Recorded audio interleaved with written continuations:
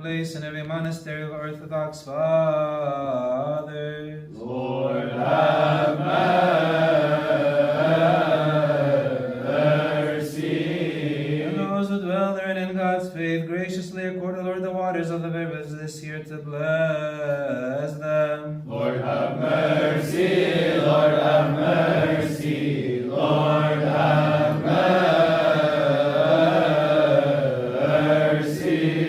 Raise them to their measure according to your grace. Give joy to the face of the earth. May its furrows be abundantly watered and its fruits be plentiful. Prepare it for sowing and harvesting. Manage our life as deemed fit. Bless the crown of the year with your goodness for the sake of the poor of your people, the widow, the orphan, the traveler, the stranger, for the sake of all of us, who entreat you and seek your holy name. For the eyes of everyone wait upon you, for you give them their food in due season. Deal with us according to your goodness, so you will give food to all flesh. Fill our hearts with joy and gladness, that we too, having sufficiency in everything always, may abound in every good